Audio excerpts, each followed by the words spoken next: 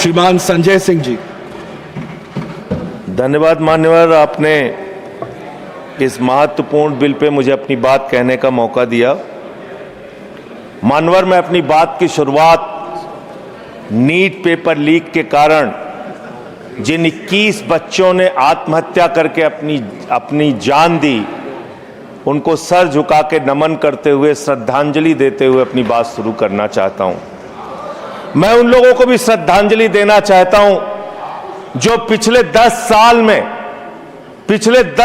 में 1,23,000 छात्रों ने सुसाइड किया, आत्महत्या किया, और 2,000 छात्र हर साल सिर्फ पेपर लीक के कारण आत्महत्या की जिन्होंने। मान्यवर, मैं ये बिल पढ़ रहा था और आपने नीट के पेपर लीक के कारण जब 22 लाख बच्चे प्रभावित हुए तो आपने कहा री एग्जाम कराएंगे। पहली बार जब आपने एग्जाम कराया तो 22,80,000 बच्चे उसमें बैठे थे, लेकिन दोबारा जब आपने री एग्जाम कराया तो उसमें मात्र 20 लाख बच्चों ने हिस्सा लिया। 2,80,000 बच्चों ने हिस्सा नहीं लिया। उस गुनाह के लिए, उस पाप के लिए जिम्मेदार कौन है? दूसरी बात मान्यवर, यह बिल देख के मुझे लगता है कि सरकार खुद स्वीकार कर रही है कि देखो भाई, पेपर लीक तो होगा, पेपर लीक हम नहीं रोक पाएंगे, पेपर लीक होगा। हत्या के खिलाफ सख्त कानून बनता है, बलात्कार के खिलाफ सख्त कानून बनता है, तो कोई हत्या का अपराधी होता है, बलात्कार का अपराधी होता है जिसको सजा मिलती है। पेपर कराने की जिम्मेदारी तो सरकार की है मान्यवर, पेपर कराने की जिम्मेदारी तो सरकार की है। आपको अपने ऊपर कॉन्फिडेंस ही नहीं है कि आप ऐसा पेपर कराएंगे जिसमें पेपर लीक ना हो, यह आपको कॉन्फिडेंस नहीं, इसलिए आप ये कानून लेके आए। कानून में लिखा क्या है? इस कानून में आप लिख रहे हैं 2 महीने में इन्वेस्टिगेशन पूरी हो जाएगी, 3 महीने में ट्रायल खत्म हो जाएगा। 2 महीने में इन्वेस्टिगेशन पूरी हो जाएगी, 3 महीने में ट्रायल खत्म हो जाएगा। कितने कोर्ट हैं आपके पास? पूरे देश में कितने जजेस हैं आपके पास? फास्ट ट्रैक कोर्ट की असलियत मानने और पता है आपको? 2.5 lakh cases fast track court के अंदर पेंडिंग पड़े हुए हैं। यह आपकी हकीकत है। फास्ट ट्रैक कोर्ट की हालत यह है, एक लड़की एसिड विक्टिम, शाहीन नाम है उसका, 15 साल तक फास्ट ट्रैक कोर्ट में उसका मुकदमा चला और 15 साल के बाद सारे के सारे आरोपी बरी हो गए। क्या फास्ट ट्रैक कोर्ट की बात आप कर रहे हैं? गुमराह करने की बात आप करते हैं। मान्यवर, इनके राज में 1 लाख सरकारी स्कूल हिंदुस्तान में बंद हुए। 1,20,000 सरकारी स्कूल ऐसे हैं जिसमें एक टीचर है। 98,000 सरकारी स्कूल ऐसे हैं जिसमें बच्चियों के लिए टॉयलेट का इंतजाम नहीं है। 1,19,000 सरकारी स्कूल ऐसे हैं जिसमें बिजली का इंतजाम नहीं है। मान्यवर, यह सरकार शिक्षा के ऊपर मात्र 2% पैसा खर्च करती है, मिड डे मील में नमक रोटी खाने को देती है। इसलिए क्योंकि मोदी जी का नारा है अनपढ़ रहेगा इंडिया तभी तो अंधभक्त बनेगा इंडिया। अनपढ़ रहेगा इंडिया तभी तो अंधभक्त बनेगा इंडिया। मान्यवर, इस सरकार ने कोयला चुराया, गैस चुराया, बिजली चुराई, पानी चुराई, शिक्षा चुराया, स्कूल चुराया, अस्पताल चुराया, पेपर चुराया। हम लोगों ने सोचा अब क्या चुराएंगे? बोले हम चंदा भी चुराएंगे, राम का चंदा भी चुराएंगे। पेपर चोरी से लेके चंदा चोरी तक सारे चोरी के गुनाह में तुम लोग शामिल हो। मान्यवर, किसान आंदोलन करता है तो खालिस्तानी हो जाता है। किसान आंदोलन करता है तो खालिस्तानी हो जाता है।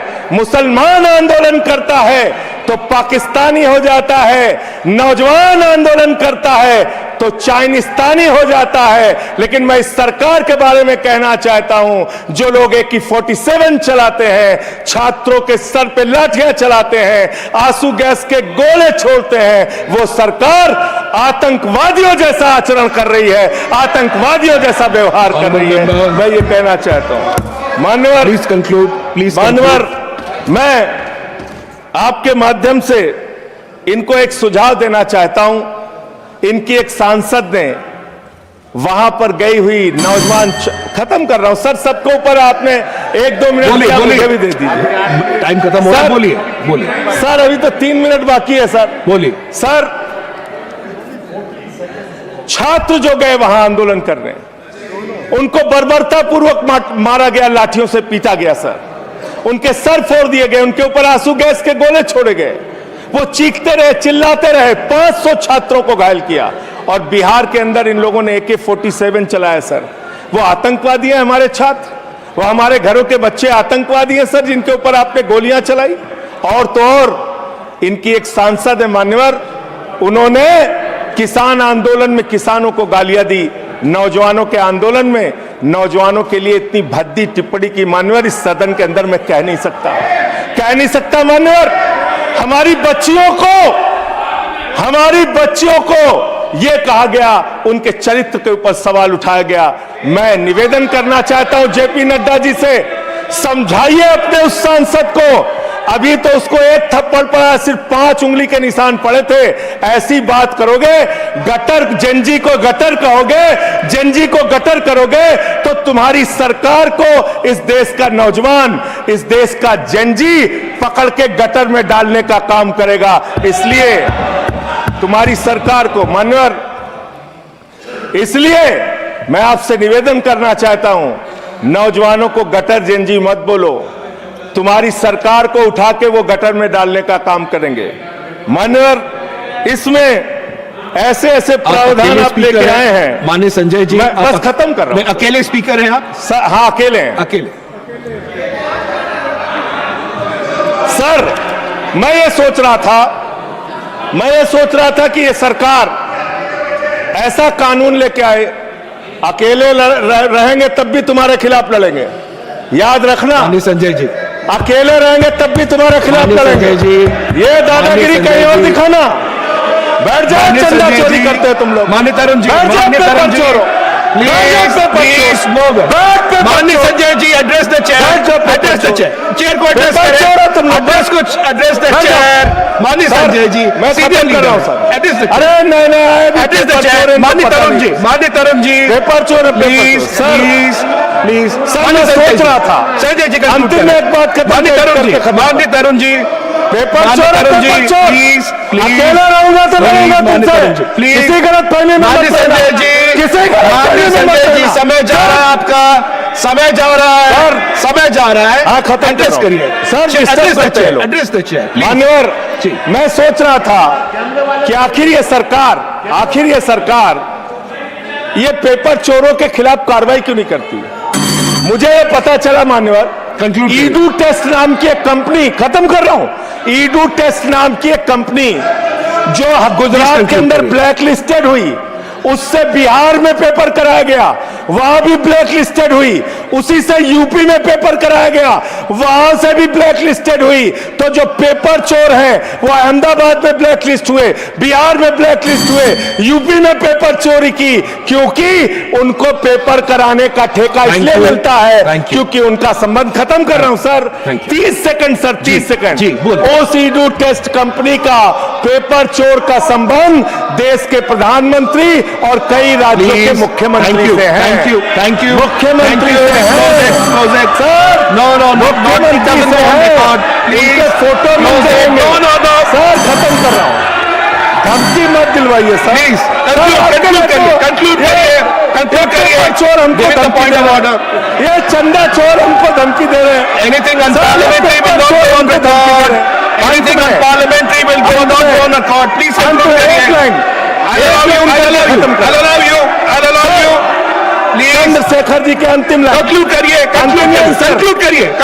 आप ही आ रहे हैं सर, हम कंक्लूड करिए। I have to I allow you. Conclude करिए, बिठाइए, कंक्लूड करिए। पेट में दर्द शुरू हो गया। संजय जी, मिर्गी के झटके आ रहे हैं सर, करिए, उनको समझाइए। कंक्लूड करिए प्लीज। मिर्गी के झटके आ रहे हैं सर, उनको समझाइए सर। मैं आपको समय दूंगा, I will give you the time. Please conclude करिए सर, कंक्लूड करिए। अंत में चंद्रशेखर जी, स्वर्गीय प्रधानमंत्री जी की एक लाइन के साथ अपनी बात कहना चाहता हूं। इस देश के नौजवानों की तरफ से आपको जिन हाथों में शक्ति भरी है राज तिलक देने की, जिन हाथों में शक्ति भरी है राज तिलक देने की, उन हाथों में ही ताकत है सर उतार लेने की। इसलिए अहंकार थैंक यू, मत करो। Thank you.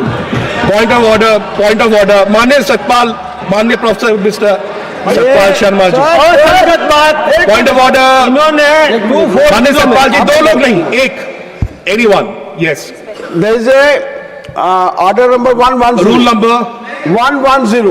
110, scope of the audit. debate. Yeah. Okay. Anything unparliamentary will not go on record. We will examine. Point taken. Ruling Everything. made. Yes, It please. is not Sudhanshu ji. unparliamentary. देखिए, I made my ruling. Sudhanshu ji, माननीय सुधांशु जी, इन्होंने माननीय प्रधानमंत्री जी का नाम लिया है इस ढंग से, तो ही हैज टू ऑथेंटिकेट। किस बेस पे इन्होंने कहा कि अगर प्रधानमंत्री जी आपने का ऐसा उससे कहा, कोई you संबंध? may authenticate it.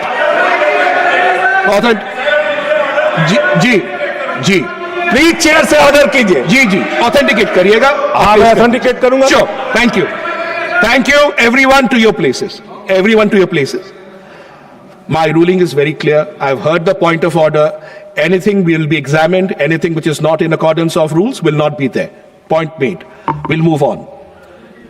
Professor Manoj Kumar Jha, please.